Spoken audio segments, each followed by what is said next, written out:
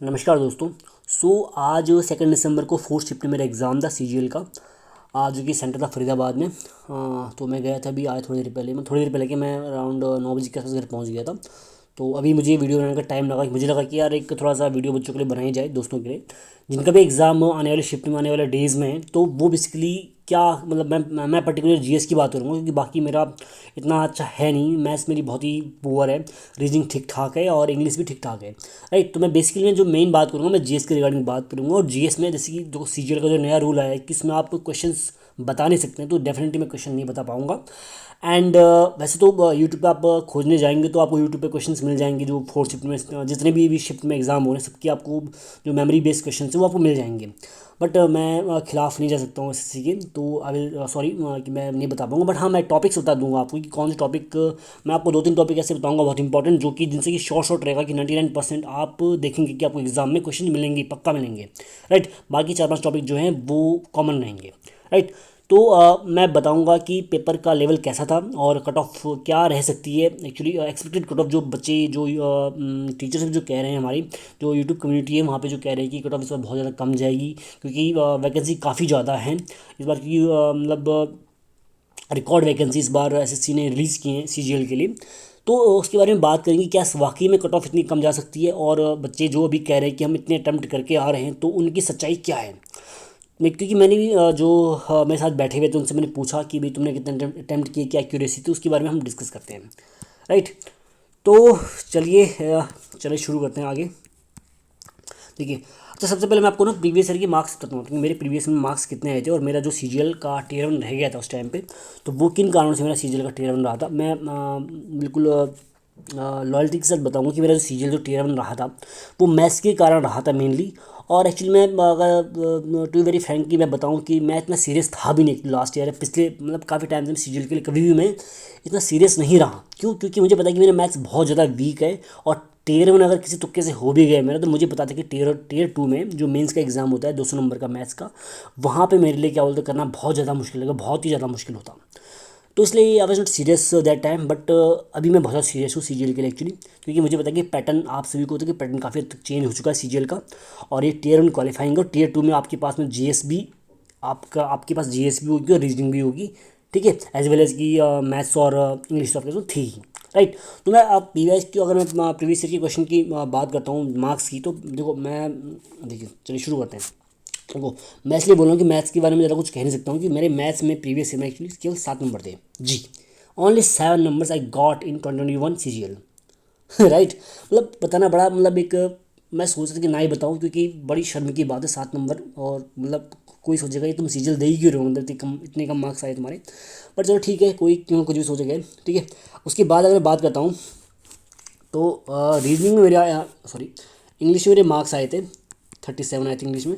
Reasoning में मेरे marks आए थे, रीजनिंग में कितने आए थे 41 रीजनिंग में मेरे आए थे। एंड जीएस की बात करें, जीएस में मेरे आए थे कितने 33। तो ये मेरे मार्क्स थे बेसिकली प्रीवियस ईयर में बेसिकली। और ये आई थिंक टोटल मिला के 118 के आसपास, 3 4 7 11 हाँ। तो ये टोटल बेसिकली जो मार्क्स हैं 118 हो रहे हैं। और लास्ट टाइम जो कट ऑफ गई थी 130 गई थी, और मेरे नॉर्मलाइज की बाद में 125 मेरे मार्क्स हो गए थे। तो अराउंड 125 की पॉइंट समथिंग हुए थे। तो मतलब 5-6 नंबर से मेरा टियर 1 रह गया था, और शायद ठीक है रह गया, क्योंकि मुझे पता था कि मेरा टियर 2 मेंस में होना भी नहीं था एक्चुअली। राइट, तो अभी तो ये तो पिछले साल की बात थी। तो अभी मैं बात करने वाला हूँ जो भी आज जो एग्ज़ाम है उसका क्या मतलब कैसा एग्ज़ाम रहा, क्या लेवल रहा, बेसिकली उसके बारे में डिस्कस करते हैं। तो चलिए शुरू करते हैं। एज वेल पहले मैं मैथ्स से शुरू करता हूँ।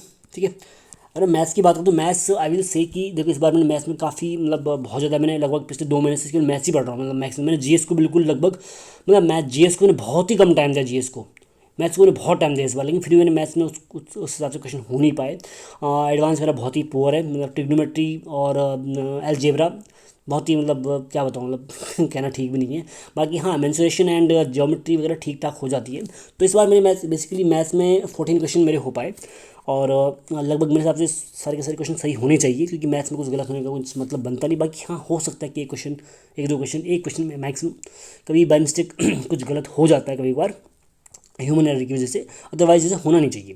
ठीक है, तो मैं मैथ्स में कहूँगा कि यार मैथ्स में जब मैं 14 क्वेश्चन कर पाया तो ये तो मेरी थोड़ा मेहनत ठीक ठाक है। या फिर मैं ये कहूँगा कि यार मैथ्स इस बार इजी टू मॉडरेट आ रही है, बिल्कुल इजी, मतलब आई विल से कि जो एवरेज बच्चा होगा ना, जिसकी मैथ्स ठीक ठाक होगी, वो आराम से 22 क्वेश्चन के आसपास कर सकता है। जो जिनकी मैथ्स अच्छी है वो 25 के 25 आराम से कर सकते हैं विद इन टाइम, राइट। और मैथ्स के अगर टॉपिक की बात करते हैं हम, तो टॉपिक वही है जो पहले भी आती थी कि देखो 15 क्वेश्चन के आसपास हमारा अर्थमेटिक का पोर्शन रहता है और 10 क्वेश्चन के आसपास हमारा एडवांस रहता है, राइट। तो वही कि अगर हम इसमें अर्थमेटिक की बात करते हैं, उसमें वही है कि परसेंटेज है, प्रॉफिट एंड लॉस है, CISI है, एंड टाइम एंड वर्क है, TDS है, मतलब टाइम डिस्टेंस स्पीड है, एंड एवरेज है। इन ये जो क्वेश्चंस हैं, मतलब प्रॉफिट एंड लॉस हो गया, इन 4-5 जो टॉपिक है ना ये मैथ्स के जो अर्थमेटिक की, इनसे ही आपके लगभग 10 से 12 क्वेश्चन इनसे आ जाते हैं, और 2-3 क्वेश्चन आपके जो उसके आते हैं डायग्राम के, वन डायग्राम वाले, तो वो उनसे 2-3 क्वेश्चन वो आ जाते हैं आपके। तो बेसिकली आई विल से कि इजी टू मॉडरेट मैं कहूँगा मैथ्स को, हालांकि मेरे से नहीं हो पाए क्वेश्चंस, तो इसका मतलब ये नहीं कि मैथ्स टफ थी, टफ टफ बिल्कुल भी मैथ्स नहीं थी, actually maths easy to moderate थी, राइट। अब बात करते हैं हम किसी बात करते हैं इंग्लिश की बात करते हैं, चलो इंग्लिश की बात करते हैं। इंग्लिश में आई अटेम्प्टेड 24 क्वेश्चन एक्चुअली, और 24 क्वेश्चन में अटैम्प्ट तो किए हैं। सबसे बड़ी बात इसमें ये थी 24 क्वेश्चन अटैम्प्ट करने का कि जो वोकेब जो थे, वो मेरा लग था कि वोकेब लगभग जो मैंने पढ़े हुए थे वोकेब वो वाले आ गए, तो वोकेब मुझे लगा कि ईजी है। देखो हो सकता है कि जिसने नहीं पढ़ेंगे वोकेब वो वाले, तो उनके लिए टफ लगेगा। एक वोकेब था वो मुझे समझ में नहीं आया, तो मैंने उसको छोड़ दिया। बाकी वोकेब ठीक ठाक रहा मेरा, एंड फिलर्स थे, उसके बाद PQRS थे, वही क्वेश्चन थे जो जनरली होते हैं। और अच्छा मैं एक और चीज़ कहूँगा कि यार बच्चे ये सोचते हैं कि ये थोड़ा सा बच्चे के मन में डर है कि यार देखो क्या होता है कि इंग्लिश में 2 चीज़ें आती हैं, एक तो फिलर्स आता है यानी कि जो क्लोज टेस्ट होता है, या फिर क्लोज टेस्ट नहीं आएगा तो या फिर पैसेज आता है। तो मैक्सिमम मैंने एक ऑब्जर्वेशन मेरी ये है कि टियर 1 में मैक्सिमम टाइम में 90% वो क्लोज टेस्ट ही देते हैं, मतलब फिलर्स ही देते हैं। मतलब शायद बहुत रेयर चांस होता है कि जब वो आपको पैसेज दे देंगे, हालांकि आ सकता है पैसेज, ऐसा नहीं कि पैसेज आएगा ही नहीं, बिल्कुल पैसेज आने के चांसेस ज़्यादा हैं, बट हाँ कि पैसेज में थोड़ा टाइम ज़्यादा लग जाता है और क्लोज टेस्ट में थोड़ा टाइम कम लगता है। तो ये भी इंग्लिश भी इजी टू मॉडरेट ही कहूँगा मैं, मतलब बहुत ज़्यादा टफ था ही नहीं, और इजी टू मॉडरेट में ही इसको काउंट करूँगा मैं, राइट। और टॉपिक आपको पता ही है, वही एक्टिव पैसिव वॉइस आते हैं, नरेशंस आते हैं, ग्रामेटिकल एरर्स आते हैं, and antonym synonyms, one word substitution, idiom phrases, और यही सारे क्वेश्चंस होते हैं उसमें, राइट। आगे बात करते हैं रीजनिंग की। तो रीजनिंग में कहूँगा कि पहले मुझे रीजनिंग में काफ़ी डर लग रहा था जब मैं मॉक टेस्ट दे रहा था टेक्स्ट बुक पे। तो रीजनिंग में मेरे वही 35-36 के आसपास मार्क्स आ रहे थे, कभी कभार मेरे 30 भी आ रहे थे, राइट। बट हालांकि कई बार मेरे 40+ भी आए कई बार, बट मुझे काफ़ी डर लग रहा था रीजनिंग में कि रीजनिंग में क्या होगा भैया यार, मतलब कि अगर 40+ नहीं आएंगे रीजनिंग में तो दिक्कत वाली बात हो जाएगी। अगर 20+ क्वेश्चन अटैम्प्ट नहीं हुए तो दिक्कत वाली बात हो सकती है। बट मेरी बेसिकली 25 क्वेश्चन मेरे अटैम्प्ट हो गए रीजनिंग में, तो रीजनिंग मेरी अच्छी रही बेसिकली, मतलब तो रीजनिंग मैं कहूँगा कि ईजी आ रही है, बेसिकली रीजनिंग को ईजी आ रही है, राइट। मैं ये नहीं कहूँगा कि मेरे 25 हो गए रीजनिंग में तो इसलिए ईजी आ रही है। वैसे रीजनिंग किसी से भी अगर आप पूछ लेते हो ना, कहीं भी जो सेंटर पर जो बच्चे जा रहे हैं, वो लगभग 90% बच्चे यही कहेंगे कि यार रीजनिंग ईजी ही आ रही है, मतलब बहुत है तो इजी टू मॉडरेट कह देंगे, तो हल्का सा मॉडरेट, बाकी वैसे इजी आ रही। तो रीजनिंग में आपको बिल्कुल भी डरने की जरूरत नहीं है। सिर्फ आपको ध्यान रखना है कि कोई क्वेश्चन होते हैं, 2-3 क्वेश्चन ऐसे होते हैं कि जो आपको अटकाने के लिए होते हैं, कि बल उनको अगर उन पर अगर आप अटक गए ना, तो आपके 2-3 मिनट आराम से खा जाएंगे, और उसके बाद में आपका दिमाग ख़राब हो जाएगा और आप पूरा पेपर आपका ख़राब हो जाएगा।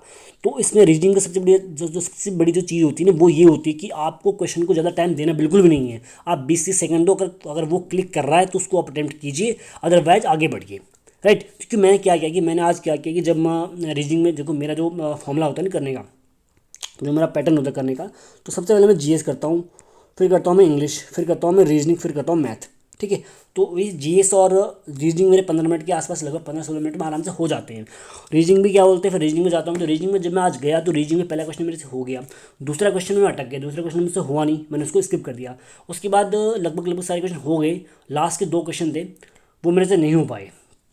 फिर जब मैं मैथ्स कर चुका था, उसके बाद मेरे पास लगभग 4 मिनट के आसपास मेरे पास में शेष थी। फिर दोबारा से मैं रीजनिंग में गया और 2-3 जो क्वेश्चन थे वो 3 क्वेश्चन दोबारा से अटैम्प्ट हो गए, तो 25 के 25 उस टाइम पे हो गए। अगर मैं पहले ही उन क्वेश्चन पर अटक जाता, वहाँ पे अगर सोचता कि नहीं मुझे तो करना ही है, तो शायद मेरे वो 3 क्वेश्चन होते ना होते, लेकिन मेरे मैथ्स में कुछ क्वेश्चन छूट जाते। तो ये आपको ध्यान रखना है कि रीजनिंग में सबसे बड़ी जो चीज़ है कि रीजनिंग में कोई क्वेश्चन आपको अटका रहा है, तो उसको आप बिल्कुल वहाँ पे जिद्दी नहीं होना कि मुझे करना ही करना है। 22-23 क्वेश्चन आपको करने हैं मैक्सिमम, ज़्यादा करने की जरूरत बिल्कुल भी नहीं है, राइट। और जो क्वेश्चन नहीं हो रहा उनको उनको उनको आप बाद में कर सकते हो इजीली। तो ये तो बेसिकली बात थी रीजनिंग की। अब लास्टली बात आती है GS की, जिसके लिए मैं आप यहाँ पे वीडियो बना भी रहा हूँ बेसिकली, ठीक है। अब बात करते हैं GS की। तो गाइज मैं कहूँगा जीएस से यार, बच्चे कह तो रहे थे, मैं देख रहा था कि जीएस कह रहे बच्चे की इजी आ रही है, तो बट मुझे आज मतलब मेरा जीएस ठीक ठाक है एक्चुअली। मेरा जीएस मतलब मैं कहूँगा कि मेरा जीएस ठीक है, मैं बढ़िया तो नहीं कहूँगा, बढ़िया का मतलब 40+ के आसपास जिनकी आता हूँ बढ़िया होती है उनकी जीएस, ठीक है। तो मेरी 30 के आसपास एवरेज मार्क्स आ जाते हैं मेरे, 30 के आसपास मार्क्स मेरे आ जाते हैं जीएस में, और 30 मतलब सीजीएल एसएससी वगैरह में 30 मार्क्स जीएस में मतलब ठीक ठाक माने जाते हैं कि मतलब ठीक ठाक है, मतलब बढ़िया मार्क्स हैं। तो मेरे से बेसिकली 18 क्वेश्चन मेरे से जीएस में हो पाए, और उसमें मैं ये नहीं कहूँगी 18 के 18 सही होंगे, इसमें 2-3 शायद गलत भी हो सकते हैं, चांसेस काफ़ी ज़्यादा है, ठीक है। बट कई सारे क्वेश्चन जो मुझे लगे कि यार नहीं हो पाए, जिस 6-7 क्वेश्चन जो थे कि वो मेरे बिल्कुल मुझे लगा कि यार तुक्के मारना ठीक भी है भी नहीं इतने सारे, अगर मैं चाहता तो 25-25 कर भी सकता था, बट वही तुक्के ज़्यादा मारोगे तो फिर दिक्कत आपके लिए ही होगी, राइट। अगर मैं जीएस की बात करता हूँ, जीएस में बेसिकली जो टॉपिक थे, जो देखो मैं जीएस में आपको 3 टॉपिक जो बताने वाला हूँ जो इंपॉर्टेंट टॉपिक हैं, जहाँ से कि 101% आने के चांसेस बहुत ज़्यादा है कि हर एक शिफ्ट में आपको एक क्वेश्चन देखने को मिलेगा, पक्का मिलेगा, मतलब ठीक है मैं पेपर नहीं बना रहा हूँ बट मैं ऐसा मुझे लगता है, क्योंकि मैंने जो कल के भी मेमोरी बेस देखे थे और प्रीवियस ईयर भी देखे थे, वहाँ पे लग रहा है मुझे कि देखो एक टॉपिक जो है आपका, देखो जीएस की बात करता हूँ मैं, तो जीएस में सबसे पहला एक टॉपिक मैं बताता हूँ पॉलिटी में। देखो पॉलिटी का जो सबसे इंपॉर्टेंट है अमेंडमेंट, जितने भी अमेंडमेंट हुए हैं ना अभी तक, उनमें से जो इम्पॉर्टेंट अमेंडमेंट है, मैंने एक वीडियो डाल रखी है अपनी यूट्यूब चैनल पे, अराउंड 30 आधे घंटे की वीडियो है, उसमें मैंने ए से लेके मतलब 1 से लेके 105 तक अमेंडमेंट जितने भी अभी तक हुए ना सारे मैंने कवर कर रखे हैं। एक्सप्लेन बहुत ही अच्छे से मैंने कोशिश की एक्सप्लेन करने की। आप उनको बेशक 1.5x पे देख सकते हैं, 2x पे भी आप देख सकते हैं उनको, ताकि आपका जो वीडियो है 35 मिनट की वीडियो और ये 15 से 20 मिनट में खत्म हो जाएगी। आप उनको देखने के बाद में आपको लगेगा कि यार उससे बाहर अमेंडमेंट में क्वेश्चन आपको आएगा ही नहीं, मैं आपको गारंटी दे रहा हूँ बिल्कुल, ठीक है। तो एक अमेंडमेंट से बिल्कुल अमेंडमेंट आप करके जाइए, ठीक है। उसके बाद में है, देखो हाँ ऑफ कोर्स ही बात है, फंडामेंटल राइट जो होते हैं वो तो इंपॉर्टेंट है ही हैं, तो वो आपसे पूछ सकते हैं। तो जो एफआर है वो आपको याद करके जाने हैं, मतलब वो आपको देख के जाने हैं एक बार। और उसके अलावा जो है देखो देखो जो पॉलिटी का जो सेक्शन है, पॉलिटी में 3 चीज़ें बहुत ज़्यादा इंपॉर्टेंट होती है, एक तो अमेंडमेंट हो गया, एक फंडामेंटल राइट्स हो गए, और दूसरी चीज़ जो होती है वो होती है सोर्सेज। सोर्सेज का मतलब क्या हो गया, मतलब सोर्सेज का मतलब ये हो गया कि कोई भी चीज़ है, जैसे कि फंडामेंटल राइट्स हो गया, फंडामेंटल ड्यूटीज़ हो गई, या कुछ और इलेक्शन का हो गया, ठीक है ना, वो किस कंट्री से बेसिकली हमने बोरो किया है या कहाँ से हमने बोरो किया है, उस चीज़ के बारे में एग्जाम में पूछ लेते हैं, ठीक है ना। तो ये पॉलिटी का एक पार्ट तो ये हो गया इंपॉर्टेंट कि ये आपको करके जाना है, बिल्कुल डेफिनेटली आपको करके जाना ही है, ठीक है। अब दूसरी बात करते हैं, तो आजकल जो एक ज्योग्राफी का एक टॉपिक है, मतलब बहुत ही कॉमन टॉपिक, बहुत ईजी टॉपिक मैं कहूँगा, आपको सिर्फ रट्टा मार के जाना है उसमें और कुछ नहीं करना, वो है पॉपुलेशन का, मतलब पॉपुलेशन क्या कहूँगा, सेंसस बेसिकली। तो सेंसस से बेसिकली मैं देख रहा हूँ कि हर एक शिफ्ट में एक क्वेश्चन पूछ रहे हैं कि सबसे कम किस राज्य की सबसे कम किस राज्य की जनसंख्या है, सेक्स रेशो किसका कितना कम है, किसका ज़्यादा है, वहाँ पे लिटरेसी रेट कितना डिफरेंस है, कितना लेडीज़ का कितना है, वहाँ मेल्स का कितना है, फीमेल्स का कितना है, वो सब पूछ रहे हैं बेसिकली, ठीक है ना। तो वो सेंसस करके एक टॉपिक जो है वो आपको बिल्कुल करके जाना है। सेंसस आप, मैं कहूँगा कि आप सेंसस का जो टॉपिक है वो आप लूसेंट से भी करोगे ना, उसमें बहुत अच्छे से इन्होंने दे रखा है, और लूसेंट से आप अच्छी इजीली कर सकते हो, राइट। उसके बाद जो एक टॉपिक मैंने नोट किया था, हाँ देखो ऑफ कोर्स ही बात है, थोड़ा सा लेंदी टॉपिक है बट वो करके जाना पड़ेगा, उसमें से अब देखो आए ना आए लेकिन आपको आर्ट एंड कल्चर तो करके जाना ही है, आर्ट एंड कल्चर तो करके जाना है, क्योंकि आर्ट एंड कल्चर से आपको हर एक शिफ्ट में 1 से 2 क्वेश्चन देखने को मिल रहे हैं, राइट। आर्ट एंड कल्चर बहुत ज़्यादा इंपॉर्टेंट है कि ये कोई एक डांसर का नाम दे दिया, वो किस डांस फॉर्म को एक्ट करती हैं, या किसी की हाल ही में डेथ हुई होगी तो उनके बारे में से आज एक क्वेश्चन आया हुआ था, जो बिरजू महाराज के ऊपर क्वेश्चन आया हुआ था कि उनको कौन सा अवार्ड मिला था बेसिकली कुछ टाइम पहले, तो ऐसा कुछ क्वेश्चन आया था, ठीक है। तो ये बेसिकली क्वेश्चन एक था, और ये आर्ट एंड कल्चर के अलावा एक जो तीसरा टॉपिक जो मैं बोल रहा था वो उससे भी काफ़ी क्वेश्चन आ सकते हैं, एक है फेस्टिवल से भी क्वेश्चन काफ़ी आ जाते हैं, ठीक है। ये तो दो तीन टॉपिक थे जो कि बहुत इंपॉर्टेंट है। अब मैं जनरल बता रहा हूँ 3 टॉपिक के अलावा कौन कौन से टॉपिक आप तैयार कर सकते हैं सीजीएल के लिए बेसिकली आने वाले जो एग्जाम्स के लिए। वीडियो काफ़ी लंबी हो रही है, आई डोंट नो कोई देख रहा है कि नहीं देख रहा है, बट चलो ठीक है, मेरा काम बताना है, मैं बता देता हूँ, जो यहाँ तक देखिएगा तो उसका कुछ फ़ायदा हो जाएगा, अदरवाइज़ तो ठीक है भाई। देखो उसके अलावा अगर मैं बताता हूँ तो फेस्टिवल के अलावा ऑफ कोर्स ये बात है, स्कीम्स जो होती हैं गवर्नमेंट की वो बहुत ज़्यादा इंपॉर्टेंट हैं, ठीक है। स्कीम्स के अलावा आप देखो साइंस में तो आपको करके जाना है, साइंस में आप पीरियोडिक टेबल कर सकते हैं साइंस में आप, ठीक है ना। और क्या कर सकते हैं आप, चलिए मैं बहुत ज़्यादा नहीं बताता हूँ क्योंकि वीडियो ज़्यादा बहुत ज़्यादा लंबी हो रही है। अभी फाइनली मैं कट ऑफ के बारे में बात करता हूँ। देखो अगर मैं कट ऑफ के बारे में बात करता हूँ भाई, तो यार कट ऑफ की बात ऐसी है कुछ कि हम्म, देखो बच्चे, जब भी मैं किससे पूछ रहा हूँ तो बच्चे कह रहे हैं कि हमने भाई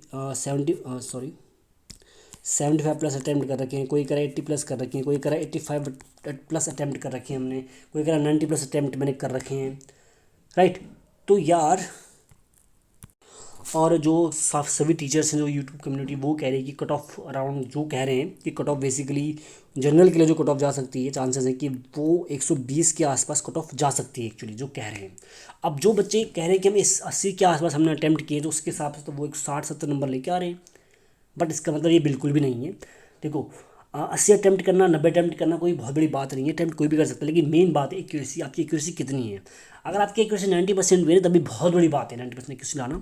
लेकिन मुझे लगता है कि देखो, जो कट ऑफ जो रहनी है ना, वो जनरली क्या बोलते हैं 120 के आसपास ही रहनी है। इससे ज़्यादा आई डोंट थिंक 120 से ज़्यादा रहनी चाहिए। 120, 125, मैक्सिमम 125 आएगी, 125 ऊपर तो आई डोंट थिंक इसको बजाएगी जनरल के लिए। बाकी जो कैटेगरीज में वो उसके हिसाब से 4-5 नंबर, 5-6 नंबर कम कर लीजिए। तो कट ऑफ 120 से ऊपर मुझे लगता है कि आई डोंट थिंक कि इससे ऊपर जाएगी, चाहे बच्चे कितने भी, चाहे बच्चे 100 के 100 अटैम्प्ट करके आ रहे हों, कुछ भी करके आ रहे हों, क्योंकि पेपर का लेवल भी बहुत ज़्यादा ईजी भी नहीं है, इतना ईजी पेपर का लेवल नहीं है कि कट ऑफ बिल्कुल 150 के पास पार चली जाए, ऐसा बिल्कुल भी नहीं है। तो आपको बिल्कुल घबराने की जरूरत नहीं है। जो बच्चे कह रहे हैं कि हमने 90 कर दिए, 100 कर दिए, 95 कर दिए, तो उसकी कोई दिक्कत वाली बात नहीं है, क्योंकि सही देखो, क्वेश्चन करना और क्वेश्चन सही करना, तो उसमें बेसिकली ज़मीन आसमान का अंतर होता है। ठीक है, मैंने भी क्या 80 के आसपास अटैम्प्ट किए, लेकिन मुझे पता नहीं कि मेरे सही कितने होंगे। हो सकता है कि मैंने 10 गलत हो जाए, हो सकता है मेरे 12 गलत हो सकता है मेरे 5 ही गलत हों, ठीक है ना।